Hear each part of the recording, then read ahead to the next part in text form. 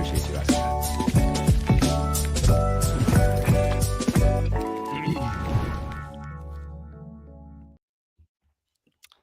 Hello, everybody. Welcome to another edition of the Mic'd Up Show, where it is made for, if you're listening on podcasts, whether it's Spotify or Apple, where we try to differentiate ourselves is our commitment to being the longest running live show in mortgage lending. We're almost at 100 straight weeks without missing an episode. But the reason we do it is we say someday something will occur, like it did a couple weeks ago, where people listening know that there's a place they can go and chat in and ask a question to our hosts. And there's not much of that in the mortgage industry. So if you want to do that, that's every Thursday on LinkedIn and YouTube at 2 p.m. Eastern. And of course, also at 11 a.m. Pacific time here in sunny San Diego. So today is an exciting one for us because we are into disruption.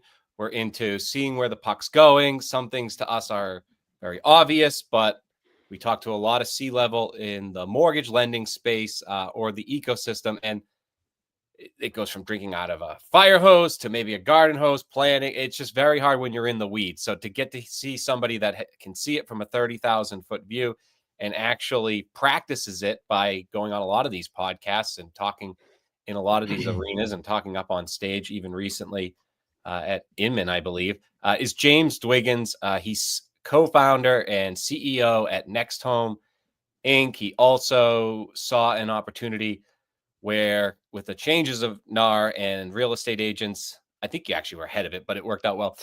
Real estate agents helping them show their value propositions has a technology called Raise. And so we will get into both of those today, but do you want to tell us about your journey, James, and getting to where you are today and sort of being one of the faces of real estate as it maybe enters a new frontier? Sure. I'll do a quick background just for audience and listeners. I'm just getting over walking pneumonia, hence my scratchy voice. So I think I have that too. 3.5-year-olds, I tell you, they just deliver everything. So I have been in the real estate industry my whole life. I'm 44 years old. My grandfather started his company in 1967. Both my grandparents were real estate brokers. Both my parents were real estate brokers. I worked at their company when I was younger. Started and sold several prop tech companies in the residential space. And after the last sale of one of those companies in 2006, I went to work for a regional franchise, real estate franchise here in Northern California called Realty World. I worked there for a while before my business partner today, and I bought that company in 2014. We ended up selling that in 2020, and we also started Next Home in 2014. We still run that business today. So I have been both in the brokerage business, the prop tech space, and the franchise space, as well as today we also run a mortgage joint venture and an insurance joint venture. And then now I obviously have as a co-founder in Raise, running another prop tech company. So I've got my hands in all aspects of the industry. So I call myself an SOB, son of a broker. So there's that. Yeah, in Massachusetts, there's always the joke, like for state troopers, like my father was a trooper, his father's father was a trooper. There's the accent. Yeah. It comes down. And many people that are starting their own brokerage kind of have to work with the carrot in front of them and get the next sale to get the next sale. You've obviously had the opportunity a couple times here to start with an abundance of knowledge, sort of road mapping before you jumped into it. Since you've done this a couple times, even since it sounds like 2010, this new approach, you have now the humans over houses. So I wanted to jump into a couple places, but before I did, I think it's important people know who you are and what your purpose is. As people are telling their life stories, which it seems like that this is about, I guess, where did you come up with the idea and how did you decide how you were going to distribute these stories once your customers were willing to tell them to you? Yeah, so Next Home is a franchise brand. Just for context, we have about 630 offices across the U.S. We're in all 50 states, about 6,000 agents. We do about $12 billion in volume, and we close roughly, well, this year with the market being what it is, about 30,000 transactions. So it's not a small business. Humans Over Houses was actually an idea that came from our chief strategy officer, Keith Robinson, in our company. And it's a foundation of how our company's always operated. So Next Home has always been about the quality of people, not the quantity of people. And so had we had a different approach to the business, we probably would have 20 or 30,000 agents, but we're not looking for everybody. We never have. It's for us, it's about finding people that are in residential real estate that care about the community, and they're doing it not for the sole focus of a paycheck, but because they love helping people through this incredibly difficult, stressful transaction they're going to do 2 or 3 times in their life. And so for us, Humans Over Houses became a motto that our members love and fell in love with. And so, we are always trying to make sure that we're showing people the amazing stories that happen. The people who have come from nothing or were homeless and saved up money, or they got a good job and they were able to buy a house, or the widowed mother who's taking care of her daughter. And so Humans Over Houses is about sharing these stories of people who get into home ownership, which, as we all know, is the largest generator of wealth in the US. And so it's sharing that with the public. And humansoverhouses.com is a website that we host where we like to show these stories from all over the US and really just change the conversation from what realtors do as just being transactional, but really being, people that change people's lives. So that's what that's about. Wow.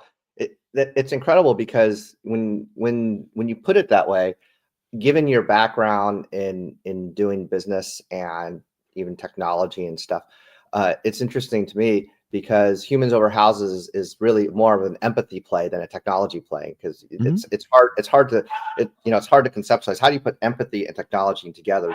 They're really not synonymous with each other, but yet here you are now with Next Home and what you're putting together. An empathetic way of doing business with the technology play in itself as well. We love to spend time really focusing on the customer, and I feel like there's a large contingent of I think there's a percentage of the industry in both mortgage and real estate that have lost focus on what it is that we do.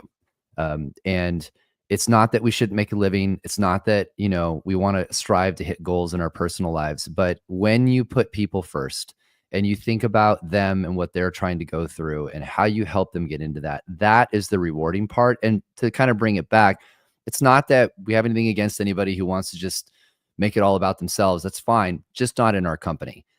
We're just not interested in having those people work at our firm, and we're particular about it. That's just how we are. So we get a lot of inquiries to franchise with us. We only take a small percentage of them because we're not just looking at the production they do. We're looking at who they are as a human being.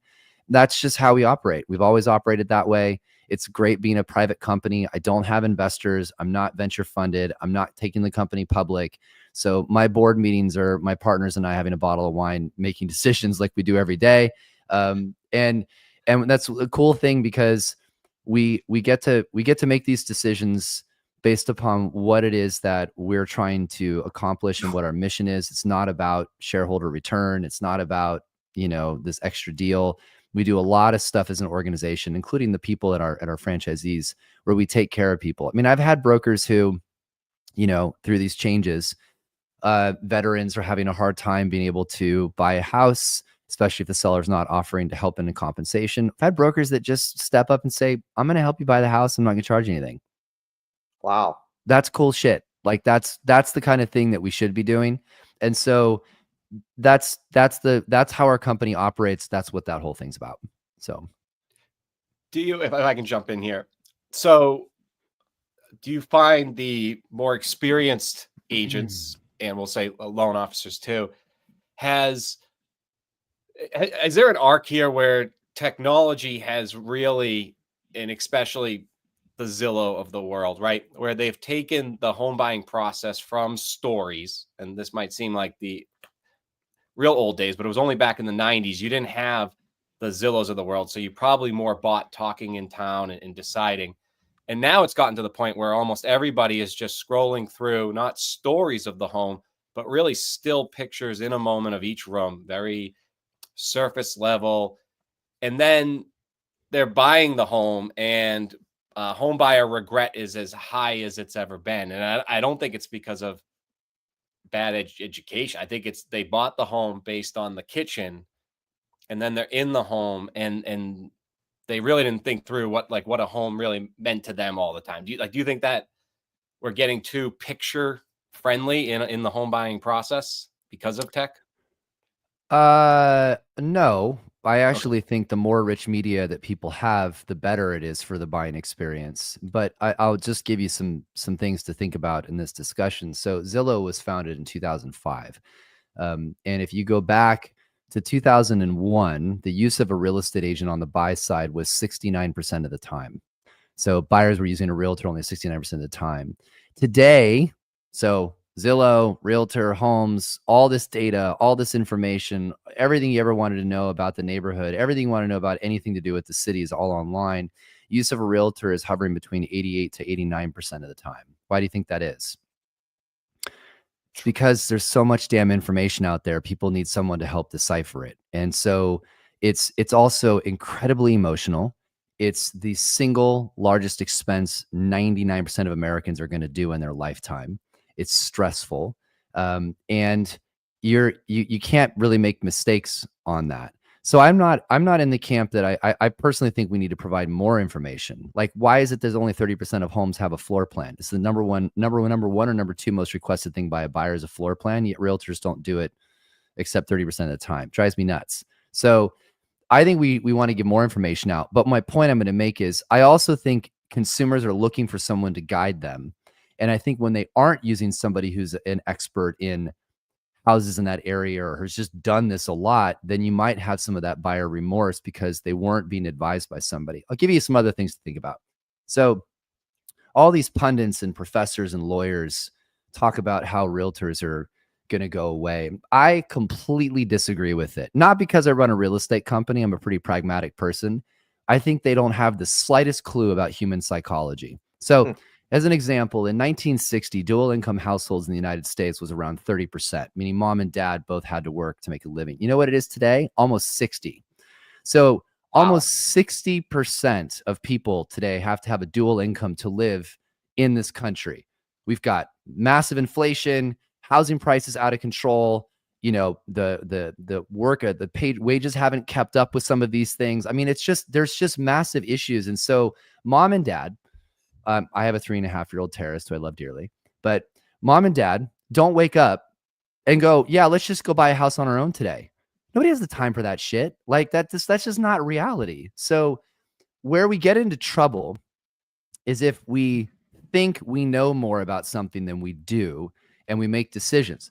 For example, I haven't been feeling well the past week. So what did I do? I went to WebMD and I typed in all my symptoms. I thought I was going to die of cancer. I thought I was going to die of brain cancer. Like, you read all this stuff online and you're like, you're going, okay, none of that's relevant. I talked to my doctor, like, yeah, you probably just have walking pneumonia. Just take it down a notch. You're fine. Right. So my point is, I think people have to keep in mind using an expert's important in the process, that these things are, you need to have somebody advise you through it. I didn't know buyer remorse was that high, but I think also some of that might be people are just paying a lot for housing these days, and that might be part of that conversation as well. But I do not believe that anything we've done data-wise or rich media-wise is causing a problem. I think it's better for the consumer to be more educated in that process. So. Yeah, I think some of it has to do. I'm sorry, that was me hitting that thing twice. Some of it has to do with they didn't realize how much time owning a home would take up on their weekends, right? And then I think just the younger generation has more. There's more to do out there on the weekends than maybe my parents that just worked on the house. I mean, it's an asset. You got to take care of it. Otherwise, it's going to go down in value, not up in value. So I can't speak to the generations on it, but it is the single largest generator of wealth in the United States. There's no downside, especially if you're going to hold it for buying real estate. Even if you bought in 2008, you made a lot of money on it if you just kept it. So I think the inherent problem that is, at least what I've seen in Western culture, is that we look at, for example, if you're a mortgage broker out there or originator or even a realtor and you have buy versus rent scenarios, You say, this is how much it costs to buy, this is how much it costs to rent. And then, then a mortgage originator might go to their tax professional and say, well, your after tax benefit is this, and so on and so forth. But, totally not really accepting the fact that you're not really spending money, you're investing money. Right. And every dollar you invest, if it's a principal and interest mortgage payment, is actually buying the future debt, buying the present debt down so that the equity of the value, as long as we have inflation, which we have for centuries, as long as we have inflation, would continue to increase. And I think that sometimes it's lost that we're spending money instead of investing money. And I think changing the narrative, just one word of saying invest versus spend, actually causes some education back into the buying public or the consumer public to say, this is what we're investing into. Because once we say spend, then there's a negative connotation that comes with that. There's extra work and there's extra things that you have to do versus things that you want to do in the investment space. Well, look, I mean, we can go deep on this. The educational system in this country is shit. Like, they're not educating people correctly about what it is. I mean, economics class, these kids come out of high school and they can't even balance a checkbook. So let alone change a tire. So like, yeah, I mean, we can go down that conversation, and it is investing. If you're spending money on rent, you're literally putting money in someone else's pocket you're never going to get back. It's basic math. So if you're going to hold the property and you're paying down even on a 30-year fixed mortgage, you're putting equity into a property. When you sell, you're going to get some of that money back. Renting does none of that. The end. Like, it's not even a conversation. People don't understand that, then go back to school, I guess. I don't know. So you can't go back to school because the current public education system doesn't teach how to do that. I mean, sure. That's my point. Yeah. Yeah. So then in the value proposition, then with the agents that you deliver in the Culture for Next Home, how do you begin to deliver a further message into the investment scape of telling your agents or the broker owners of each individual branch, so that we can deliver the value proposition? Hey, we're not just doing this for the paycheck. The culture here is we're making investments into our clients, the buyers and the sellers, to give them we can't change the way they think necessarily, but we can certainly educate them. So how do you do that in your leadership? Well, so I think, ironically, some of the outcomes of this settlement with NAR has created an incredible opportunity for the lending industry to partner more closely with the real estate industry. And what I say by that is, I think agents should be having their loan officer with them on buyer presentations, literally. Laying out the scenarios on how that property can be purchased, the different type of financing scenarios, to your point, what this investment could be, what's the up leg value. And I'll go further with this. So in part of the value proposition that agents should be doing, so on the list side, we've been doing a good job for a long time. We sit down, we do a consult, we show them what we're going to do. Here's our marketing, here's our advertising. This is what I get paid. This is where it's going to go. Like, we've got that down pretty much to a science. And if you look at all the surveys, sellers aren't questioning listing agent value. Buyers are questioning buyer agent value, because we have been lazy as an industry and haven't been forced to do our damn job, which is to sit down, do a consult, and actually work with the buyer, understanding their needs, explaining what we do, and then creating that relationship. Because for a long time, we're like, yeah, you can work with me. Don't worry about paying me because it comes from the seller. That's a horrible way to articulate value. Now, and I'll bring this full circle, we have to think differently about it. And agents, we're teaching, this is something I'm not only teaching in my company, but I do keynotes all over the country. And I teach them, look at your buyer the same way you approach your seller. So I'll bring this to your question. So when you sit down with a buyer, you should be sitting down and asking them, what are you looking for? What are your needs? Are you going to have family? Are you going to have more kids? What, do you want to be close to school? All of that stuff should be a conversation, which sounds basic, but people aren't doing that. Number two is, for example, we use a partnership called Kubicasa. It's something anybody can do. Kubicasa is a floor plan creation service. So we tell our buyers, if there's a house that doesn't have a floor plan, you really like it, let me know. I'll go buy and I'll create the floor plan and send it to you. What am I doing? I'm increasing my value. I'm providing services to the buyer. Here's where my comment's going to go. We also have to talk about the investment opportunity. So there's a great company called Revive that does a remodel service through AI. So you can upload the photos of the MLS. They'll look at it through machine learning and all these cool things through AI. They will determine like what it would take financially to upgrade the house, to remodel it, and then what the up-leg value would be on that property. Why are we not doing that? I don't think 99% of realtors do that. They go, here's the property. We're not bringing in somebody to go, $50,000 worth of a little bit of work here. We could probably make this thing worth another $200,000 more. It's a conversation you need to be having. Like, why are we not having those conversations and getting the bid and like really figuring out how to look at this, not only from a home, how we're going to create great memories, what is the cost to buy this asset, but what can it be if you put some money into this asset, and is this property going to appreciate more than this one if we do those investments? So that's the kind of stuff we have to be thinking about. And that's why I said, I think a loan officer coming in with an agent makes it bigger. You can talk about the complexity of it. They can tag team that. They can talk about what they need to do and the financing options. Should there be concessions done for a compensation? Because obviously there's limits on that. That's where you bring in and increase your value. And that is, I think, a huge opportunity that our industry is missing right now. So I want to be able to add something to that. You said, when you go and ask a buyer, hey, you know what, you have 2 kids, let's say 3 and 5, right? Hey, you know what, they're going to go to this elementary school, and let's say you're in Northern California, you're a junior software engineer or junior accountant or junior something, whatever. He's software engineer. Yeah, right. And your income may be $150,000 this year, but maybe 5 years from now, when your kids are getting ready to go into middle school and you want to move to a better district or whatever, your income could be $250,000 a year, right? And maybe you're going to have an extra kid or 2.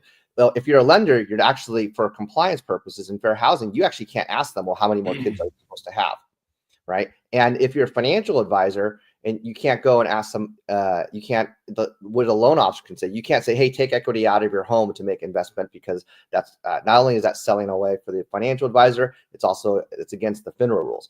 And so my point in saying that is that if the loan officer can ask questions that the financial advisor can't, that means there's questions that the realtor also can ask the buyer that the loan officer actually is not allowed to ask the buyer. And I think some realtors don't know or have been informed on the disconnect on questions that are able to be asked, not only from the loan officer standpoint, but also the financial services standpoint. And so if there can be a greater amount of dialogue, or I would say trialogue, right? 3 conversations with the tax professionals or financial professionals, with the loan officer, and then the realtor. If the value proposition in buying property can be multi-layered, so it's not just the spending of the money, and to your point, and back to the original question I had for you, it becomes the value proposition for how the realtor actually is the basis and the crux, not only of home ownership, and also for a potential for their financial planning in conjunction with all parties. Yep. Well, that actually ties into one of the value propositions we talk about. So there's a great company out there called Homeowner.ai.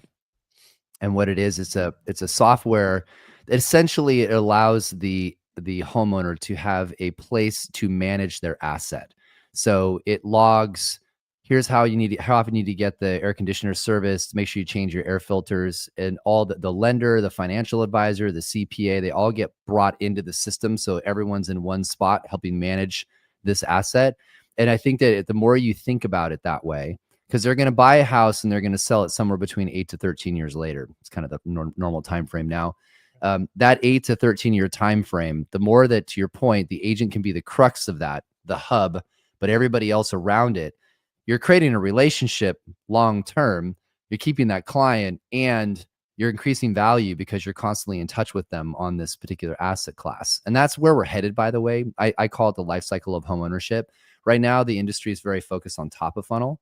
We need to be thinking much more long-term about top of funnel, but how do you maintain that relationship so they come back and then get referrals along the way, et cetera. Whoever cracks that code, by the way, is going to be the holy grail, because the portals like Zillow and all these companies are counting on the fact that realtors suck at following up with their clients. Literally. That's what they count on. Yeah. They know and want you to not follow up, so that client becomes a new lead on their website that they can sell for referral fee back to somebody else. Again, what I was going to ask is very similar theme. In what do you teach your agents to kind of keep that stickiness? When I was so the big piece of when selling the mobile app was or creating mobile apps for mortgage lenders was there was a huge disconnect between what they thought consumers would do on their phone of actually going to Safari and going back to a website without an app, and actually having an app that people knew where to go to on their phone. Like that's sort of step one. Step two is getting them into the habit of actually going to the app, which is another whole difficult step. But without that first step, they would just convince somebody's going to go back to that website. And unless it's got 4 letters in it and it's a news station, like nobody does that directly. So after you have that great trialogue meeting, let's say, we talked to a lot of loan officers last year, at least the year before, that maybe left the industry because they had 30 pre-quals going, but there was no inventory to execute.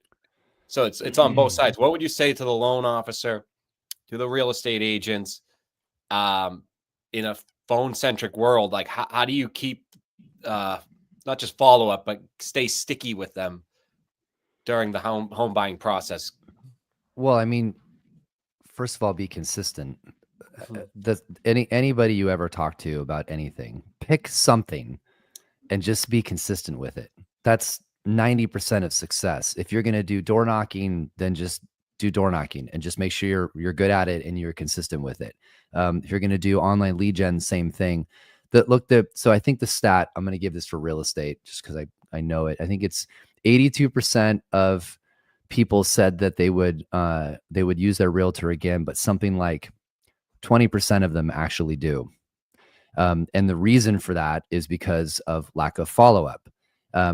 So we teach lots of ways to do it. And I think it's a matter of finding that methodology, but simple ones that I always look at. So there's 2 that we teach in real estate. You can do this in loan officer as well. So we teach them to call on the anniversary of their sale of their house or the purchase of their home every year. Put in your calendar, repeating calendar appointment. It's really simple to do. And just call them and go, hey, it's been a year. Just wanted to check in. How are things going? It's been 2 years. How are things going? It's an easy conversation to have. Just wanted, how's the house? Any issues? You need help with anything? Super easy conversation. Second one, call them on their birthday. Like that's an easy conversation to have. Be like, hey, just wanted to say hi, happy birthday. How are things? How's the family? That's 2 touch points a year that keeps you front and center. Now I'm just giving that from the perspective of just maintaining relationships. As far as content, you got to just put stuff out that people want to hear about. So if we're talking about rates today or the Fed dropped rates, then post something about the Fed's, bringing rates down. If there's some great thing that came out or there's some bill that happened, post something about that. Put it in a newsletter. It actually isn't that complicated to create content if you're just looking at what is trending and what people want to hear about and then surfacing that content out. It's the number one reason why people don't end up working with someone is because they're not being followed up with. That's it. It's literally that. And so I would comment that you just got to update people. You got to be top of mind. You got to be willing to pick up the phone. This is a hard business. If you're not comfortable doing that, find another career. I hate to say it and be a jerk when I say that, but like, this isn't an easy job. You got to be very consistent about things. You got to be willing to have people hang up the phone on you. You got to be comfortable with that. You got to get content out there, ask for the referral, have those conversations and be repetitive about it. And you're going to find that you're going to get lots of repeat business and referrals and people will stick with you. I don't know. I just think it's pretty basic to me, whether it's phone, email, text, chat, all of the above. Yeah. The investment in time that you're purchasing is also, you're buying brain cells, right? You're buying the brain cells of your customer. Whether it's the buyer or the seller, you're still buying the brain cells. And the return on the investment is not when you're buying those brain cells. Are you buying today's brain cells or are you buying the brain cell 3, 4, 5, 7, 10 years ago, 10 years from now when either the buy, the sell, or if you're even thinking a bigger picture, are you buying brain cells so that you're in front of them to get the referral? Yeah. I mean, this isn't like if they've already bought, then it's a different follow-up mechanism. How's the house going? Have you changed the heater? Like, I mean, whatever, like you just need to make the content relevant. If it's somebody who's been wanting to buy, but they can't find the inventory or they're on pause, then you should be on the phone with them consistently with, have you seen this house? Rates just dropped. How about now? Like, you got to catch them when they're thinking about it. And by the way, most of the time, people are so busy, they aren't paying attention to this stuff. So it might be that your phone call is the one that goes, oh man, I didn't even see that house for sale. Ah, man, I love that thing. Let's write on it. So that's just relationship 101. Yeah, and we miss the things, for example, like every September or every fall when school starts again. It's back to school time. Are you living in the house that you want to live in, or are you living in the right school district, right? Are you thinking about college? Are you moving to the area, or is it time to be looking at kitty condos or So you have home? a CRM, or is everybody using a CRM? Because my God, if you're not, like seriously, get with the times. Like you have to actually take notes. Like if you've got a customer database, did you write down the kids' names and that they have a dog named Spot or whatever? Like you should have all of that stuff, because those conversations show the person on the other end that you actually know who they are and care about them. Like, and if you can't be expected to remember all of it, but get all that stuff in your system. So Do you know of agents in the next home in the next home world that do that, and do you utilize them as examples for mentors? Of course. Well, Yeah. we literally supply an entire CRM system to our entire organization, and we use a product called KV Core, and we train on it, and we have ambassadors for it, and 10% of people use it effectively, another 10% use it somewhat, and 80% of them don't do anything with it. It's the same thing in mortgage. Yeah. Quick, do you find that there's going to be an evolution of, like you keep saying, phone calls, and that is obviously a big part of it, and that connection is that the important piece, that you get into their phone so they actually have a name when you call versus a number they don't recognize as spam? Is that going to be a big, it seems personal to me, like that would be a big part for me. Personal phone calls always go further. I mean, but you're going to see AI. I've already seen AI that talks as you. There's already AI that mimics your voice and your tone that can make phone calls out. You're going to see that become fairly standard. These AI bots that are acting on your behalf. But look, I would segregate my clients into like my top clients that I need to do those one-on-ones with, and then the people investors that are buying properties all the time. Like you don't do AI on that. Like call them, have conversations with them, nurture those relationships. But everybody else, you're going to find a lot of automation that will be involved in it, or you have team members that do it. And just check in and see if there needs to be an actual one-on-one appointment. But yeah, and it's not one way. Like I can't explain this enough. You have to hit people where they are. So short form content, get 1 minute little videos out about updates and get that out on social media, get it on Facebook, LinkedIn, Instagram, all of that stuff. Have a YouTube channel where you're interviewing experts, send that stuff out. Follow up via email, though. That's a hard one. People don't read a lot of email anymore. So maybe there's a texting mechanism you do. And then you've got phone calls. And by the way, there may be even actual ones where you just stop by and say hi. It's not one size fits all. I mean, use a carrier pigeon for all I care if that's going to work, but just find a way that gets people to read your content. You mentioned that, loan officers should be doing the same thing as the realtors should be doing when it comes to content follow-up. You think that there is I'm going to ask for our lending community out there. Do you think there's a better way that loan officers or originators, mortgage brokers can follow up with realtors, that actually, instead of getting, realtors are afraid of getting hung up on time, loan officers are getting hung up on time because they don't like telemarketing calls, right? Or they don't like receiving. They don't mind giving them, but they certainly don't like receiving them. Is there a better way to follow up if you're an originator and you want to follow up with a realtor? Is it going to be? Yes. First of all, they're being called by every loan officer humanly possible. Everyone wants the top agent's business. So you're going to have to figure out a way to differentiate yourself. Number two, provide value. Give them something they don't have. Help them with things. Maybe it's provide content. Maybe you say, let's join in and we'll do joint content. I'll provide mortgage content on your social media pages. Your open houses, I'll bring information for that. That's obviously a standard one. But also, like, how can I help you? How can I help you get buyers into contract? How do we work together on making sure the financing scenario is a good fit? Send them information on that. So I think you have to look at what they're doing first. What is the realtor doing? Who is their relationship with? Look for the holes, and then try to find ways to fill those holes. So if the agent's not doing any content on social media on mortgage, there's your in. I got this great system. I can do this. I'm not asking for all your business, but I'd love to have some of it. Let me earn it. Let me see if I can help you generate more business. By the way, if you generate business for an agent, they're going to give you business. Like if you're able to give them a new deal, 100% they're going to start using you as part of their system. So find the holes, do the research, target them, give them something they don't have, show value, they'll use you. Oh, The and don't lending screw up the industry has deals. become big on recruiting lately. In fact, I would say the dynamic has changed where loan officers have as much power as ever, where they can bring teams over. Could loan officers help real estate agents or franchises recruit more real estate agents? Is that I don't hear it very often, but is that a new value add that could happen? Maybe. That's not very common. Usually a loan officer is finding 6 or 7 agents that do a ton of business that they work their relationship with, and that's that. I mean, inside joint ventures, when LOs make a move, they try to bring some people over, but I don't see that as a huge recruiting opportunity. Agents don't choose to go somewhere because their loan officer went somewhere. No offense. Like they choose to go somewhere because they're unhappy in their current brokerage. Usually it's because they don't find value in what the company's providing, or they've had a falling out with their broker. That's basically it. And people think it's always about money. Wrong. Agents don't leave because of money. Lower producing agents leave because of money, but they don't do anything anyway. Top producers leave because they found lack of value in the business or the relationship soured with their broker. That's about 90% of the reason they move.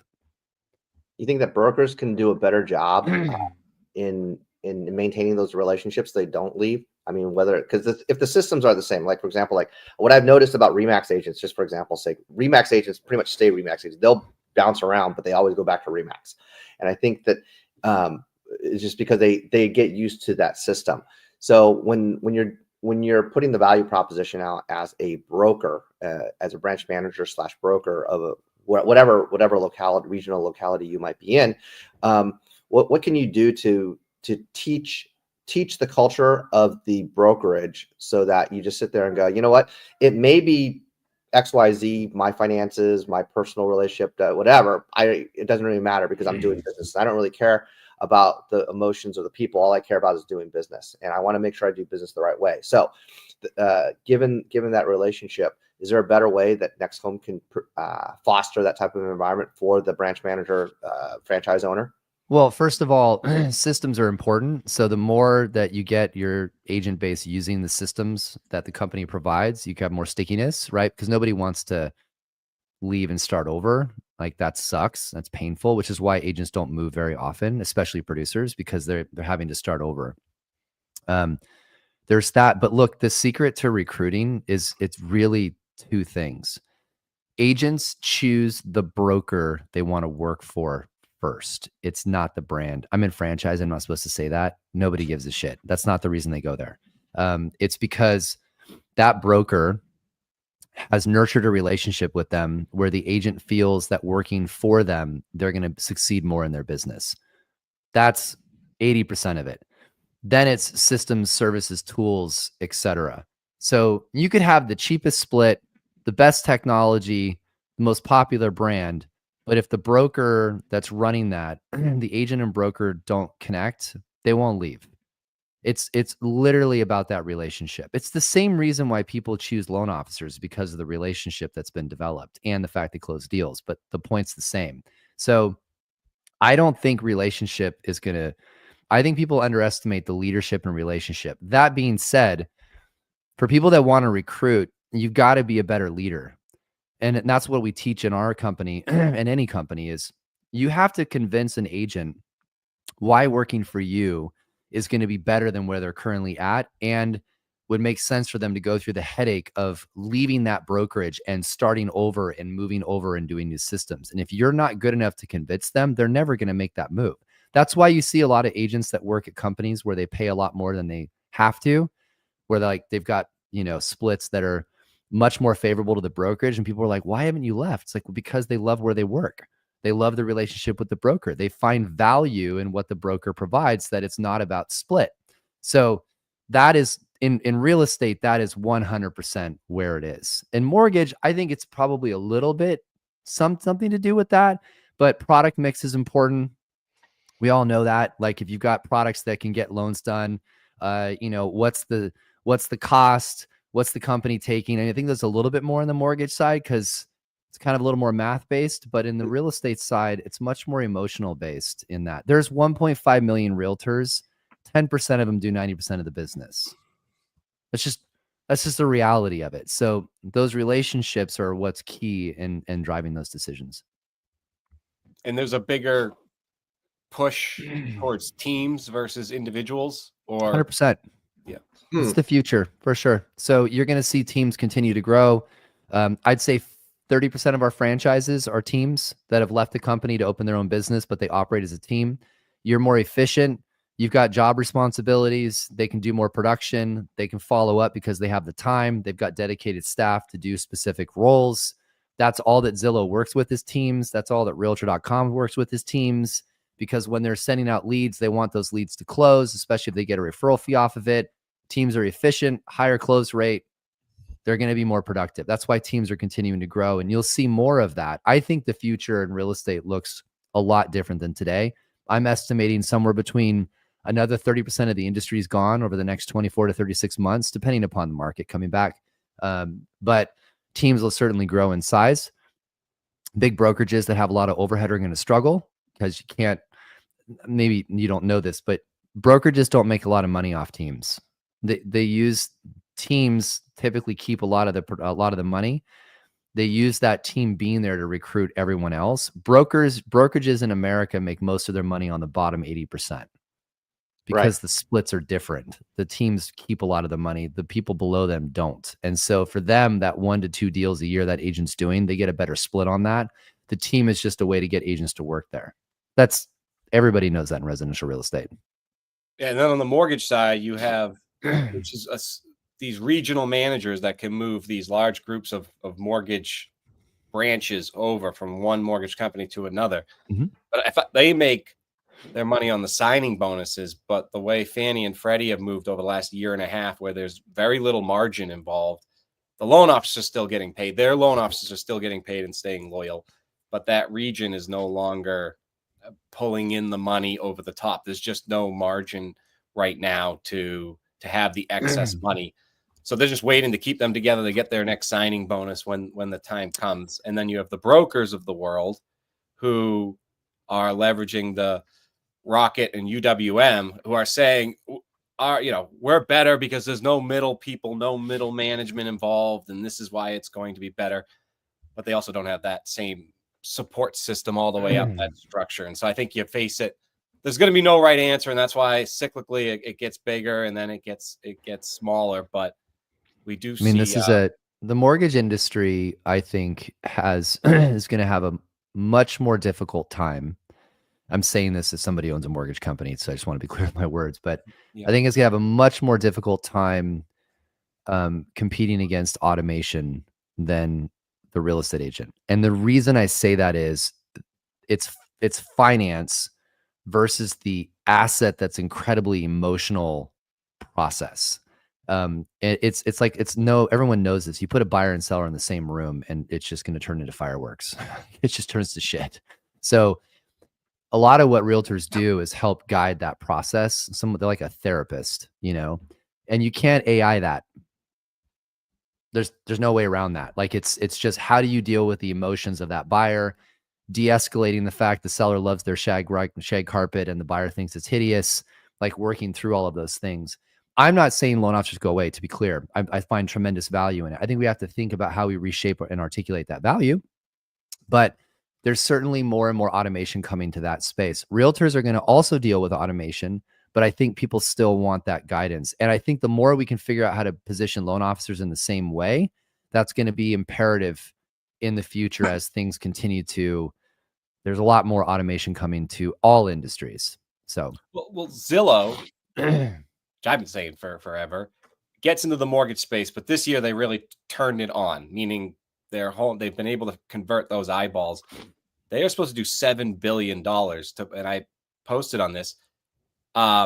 It took NFM about 520 loan officers to do that amount. If they double it next year, they're almost at the point where a Loan Depot is, which takes 1,700 loan officers to do that. And I don't see it so much as stopping. Now they might hit a ceiling, but it goes to your point that there is some automation ability, and let's be clear, that's probably still less than 4%, 2% of the market. So it's not like it's a total takeover, but there'll be, I'm on record in 2017 saying that by 2027, 75% of all mortgages would come from the servicer's mobile app. Now I was wrong, but if you took just refinances, I'm not that far off. They said in COVID, 60% of all refinances were done with the servicer.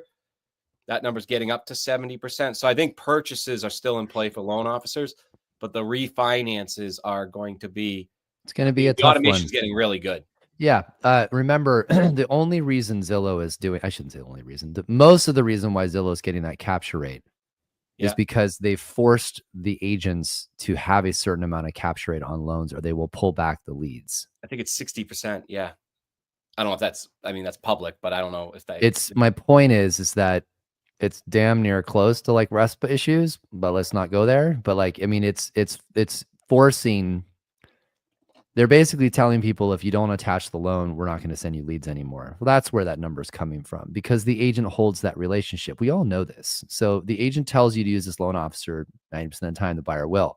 And so that's going to be a big thing. The question you have to ask yourself, and this is just a long-term thing to think about, is what happens if the agents don't play that game anymore?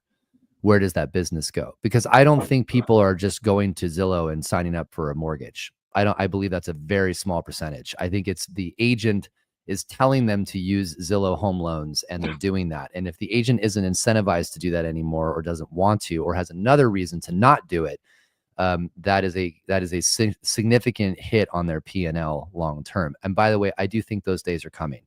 There's a lot of interesting tech coming out that is going to help agents have more of an attach rate that benefits them as well. So, and when you said Teams, I almost see like that's a benefit of Teams, is more people knowing how to use some of these technologies like Kubicasa, and that you master that. Can you just speak a little bit more about maybe some of the real estate tech, or just Raise if you'd like? Like, I mean, I'm obsessed with that type of stuff. So as we're coming up here at the end, maybe just a little bit about how you created this company and what it's like, owning a real estate company, but then selling to the masses of real estate agents. And well, in fairness, Raise is a company that's owned by a large portion of the industry. So the investors behind Raise are most of the major MLSs, associations, and brokerages across America. So Next Home is an investor too. I happen to be the co-founder of it, but it's a joint collaborative project. Raise is it's not simple. It's a very complicated product, but what it does, the issue that loan officers and agents face is that the way consumer perception works is we only see value in the things that we can actually see. So for example, when you're working with an agent, they go with you to tour a home, but the buyer doesn't see the fact that you drove there. They didn't see the fact you called the listing agent after, that you had a 45-minute phone call. Then you got a copy of the disclosure package for the property. You spent 2 hours reading that. Then you wrote an email to them laying out all the key bullet points, which took you another 30 minutes to do. The buyer saw the 25 minutes that you showed the house. But in reality, every house you show is between 2 to 3 hours worth of work. I know this because this is what Raise does. And so you have this perception versus reality. And I'll back this up with the most interesting stat you'll hear today. So the Wave Group did a really interesting study earlier this year that we were working with them on. And they asked 500 buyers how many hours they think a realtor spends helping them buy a house. 46%, basically half, said 15 hours or less to buy a house. Now, you say that in front of a group of realtors, everybody gets pissed, because I can tell you what the actual number is. The average amount of time an agent spends with a buyer to help them buy a house is 87 hours. Yes. I know, because that's what Raise does. So Raise literally tracks all of the time, activities, expenses, phone calls, texts, all of that, and creates this really beautiful collaborative experience for the buyer to see what the agent's going to do. And as they're doing it, it's updating them in real time. And the buyer's like, oh my God, I had no idea my agent was doing all of that. It's like, yeah, I know, because they're doing their job. You just don't see it. It's out of sight, out of mind. Another example, every house they tour, again, 2 to 3 hours worth of work. Inside of our app, every house you toured becomes part of a carousel. It's showing them all the homes they saw, because they forget about the houses they saw 2 weeks ago, but all of that's time. And so what Raise does is it creates a presentation that explains how long it will take an agent to get you into a property, the amount of work that's involved, et cetera. There's this app that makes it collaborative in the experience, which buyers and agents love. And then it provides a closing report, which is what I call the best part. It's literally an entire document that shows every single detail about the amount of work that was involved, the time. It's like 15 to 20 pages deep of all the items. And the buyer's like, oh my God, thank you so much. It changes the whole conversation. This product will be eventually available for mortgage. We're going to be moving into other business sectors. But the point I'm making is, if people don't see value in what you do, then all you have is cost. Really important comment. In absence of value, all you have is cost. And if they don't see value, then they're going to shop you, because all they think about is all loan officers are the same, all companies are the same, all I give a shit about is the rate. By the way, that's the same thing we're dealing with in residential real estate. They think all realtors are the same. If there's no value and I'm not going to spend that kind of money, your compensation's too high. But if you flip the script and you go, no, actually, here's how much work's involved. Here's the 200 things that I'm going to do over the course of, 45 days. They're like, whoa, I had no idea. The long-term vision for Raise is to create a unified experience. So the product is started rolling out in September across the country. It's not the 200 things the agent's going to do. I'm going to go back to our original conversation. It's the 630 things their agent, their loan officer, their inspector, their appraiser, so that the buyer goes, oh my God, I wouldn't even know where to begin on this process. That helps people understand what it is that they're doing, how complex this transaction is. And that's what Raise is literally built to do. That product started rolling out in September. It's had 156 brokerages on board already in the first 2 months. And next year it becomes this big national rollout all over the country. It's going to be an incredibly successful product. And like I said, right now, the Investor Network represents about 700,000 agents across the US. It's going to be a really fun ride to do.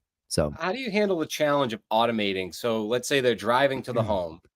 Do they have to put in the miles like a QuickBooks, or do they put in their Waze and somehow are you slowly trying to automate some of those? It's all done on the phone. So what happens is we integrate with your calendar, so we can see where your appointments are, and then your phone through location services tells us where you are. So I can see that you're at your house. I can see you have an appointment at 8:30 to show 123 Main Street.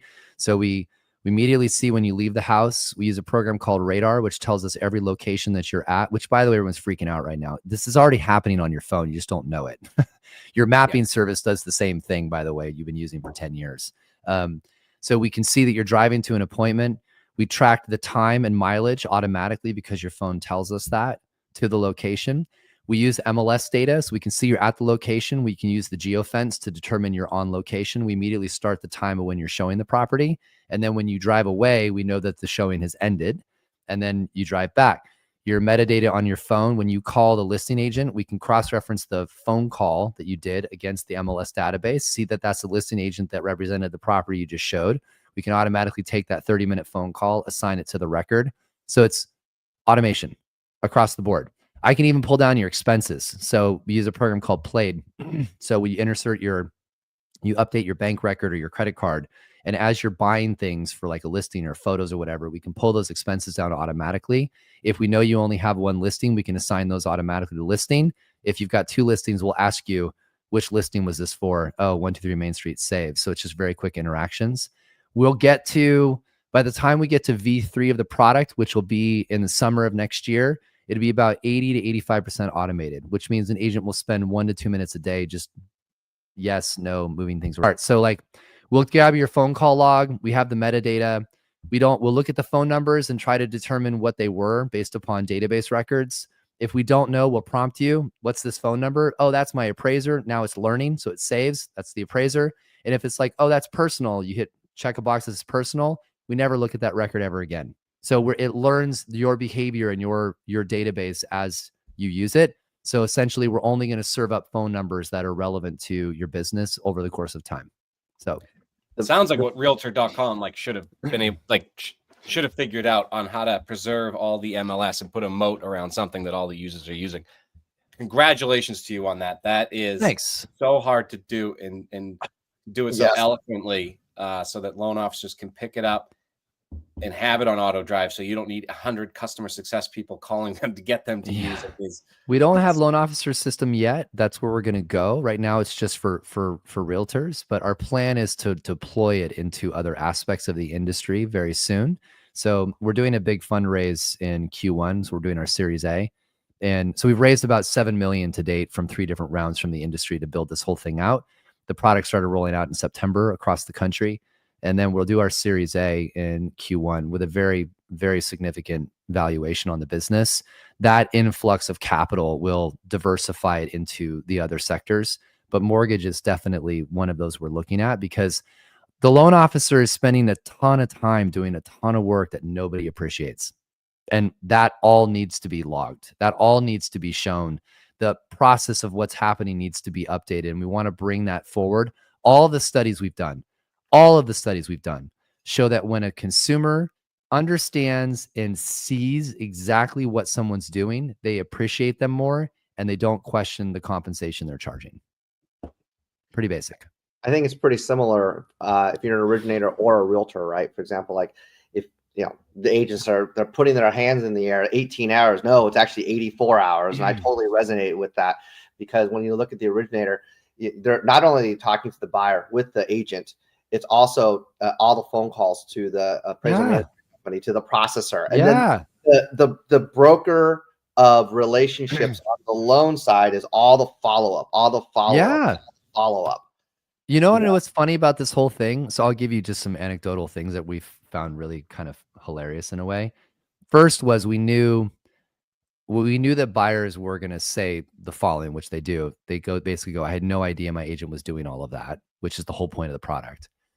The second thing we get is agents go, I had no idea I was doing all of that, because they don't track their own work. And then we have what we call the closing report, which is that report that lays everything out. We break down compensation. So I'll give you an example. The buyer thinks the agent's gross commission is what they make, which is not true. So they look at the gross commission amount and that's all they see. So inside of our system, we lay out in detail how compensation works. So gross commission, if you were referred this client from Zillow, 40% of that goes to them first. Then there's a broker split. By the way, you're an independent contractor. You got to pull 25 to 40%, depending upon your income, out for federal and state income taxes. Then you got health insurance costs and operational expenses. And the buyer's like, oh my God, like, you aren't making anything. You know, the best part, the agent goes, oh my God, I'm not making anything. It's full, and everybody's sort of working together, all those MLSs. We want to thank you for your time. I know you battled through the second person, and the other one was one of the largest owners, American Pacific Mortgage. He battled through too. So battled through sickness, battled through walking pneumonia to finish through this. There is one question from the audience on Raise. Do you want me to put it up here and answer it, or sure? Or another? All right, we'll give that. This is interesting. I'll read it for that because most of the people are listening on a podcast. How are agents linking the functionality you described to an initial buyer consult meeting? How are self-reliant home buyers who do not want the full service responding? I guess that means choosing an itemized version. And do they? Any clients willing to offer alternative money-saving fees, or is the product designed to default to the traditional commission? You can answer any of those, some of those. And then good question, Bill. I know Bill, he's connected to me. So the product designed to allow agents to charge in different formats, because we track hours. They could do hourly, they could do commission, they can do flat fee.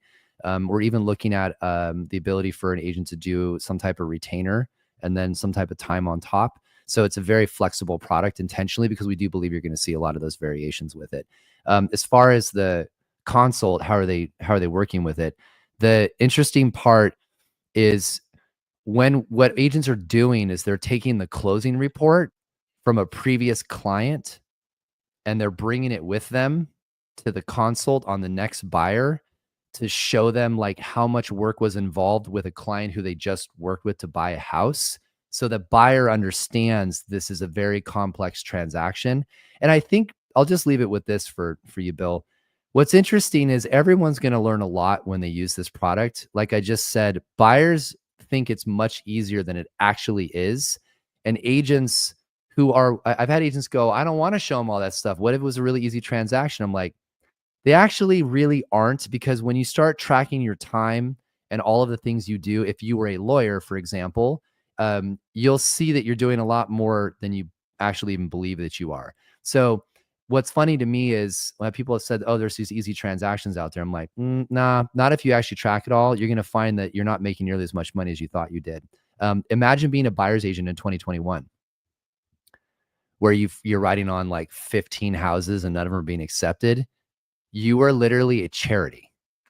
You made nothing if you actually looked at all this stuff. So I think there's a lot of interesting things that will come from this product, and certainly it's going to change the way agents approach the business and consumers appreciate. Or, Bill, also another idea, it's going to weed out shitty agents. Great. Good riddance. Bye. So I think the best part is it takes out the big tech, because it gives the real estate agents a chance to be transparent and authentic, and that empathy we talked about in the beginning, but more of a trust relationship there. You know, it's hard to buy trust. And I absolutely think it's incredibly intelligent for the real estate community to get behind this. I hope when the lenders have it, there's a chance for the IMBs to invest in this so that they have something that they have ownership to protect against these big juggernauts coming. So I'm thrilled to hear it's kind of by the people for the people product. 100%. And Mike usually takes us home. Mike, any final thoughts here to take us home? I think that the loan officer doesn't understand the realtor. The realtor doesn't. The buyers and the sellers don't necessarily understand the realtors. I think there's a disconnect, which is why teams are such a big deal right now. For example, if you're a loan officer, you don't understand compensation of the realtor, and it's a team. You might have like it hit a certain gross commissionable income. If the gross commission says $25,000 or $30,000, and then the team gets to keep 100% after that. The loan officer doesn't get to have that same type of compensation, because they might be W-2'd because they're doing FHA loans, right? So you earn however many basis points on every single loan, not realizing that the agent that you work with, if it's on a team, they might be earning a little bit more, but if it's an individual, earning a little bit less. And I think there's a lack of communication on what is actual compensation. It shouldn't really matter, because at the end of the day, it's the hours that we pour into our buyers and our sellers in order to provide them with the best product, which is the investment into real estate and the return of not only home ownership, but the livelihood that our customers receive. And the type of conversation we had today in communication, not only between agents, but also between the broker managers to the actual realtors themselves. Incredible conversation that we had. And to tie it all up, that we can use technology today in order to produce a more efficient realtor, so that loan officers can have better communication with the realtor, and then they'll be accountable to all of the work that the agent does. And in return, the technology that is headed in that direction is definitely headed to produce accountability also to the loan officer, and then other trades and in the financial services industry as well. So great conversation that we were able to have today. Been a lot of fun, guys, for sure. Thank you. Appreciate it. You got it. We'll see the outro.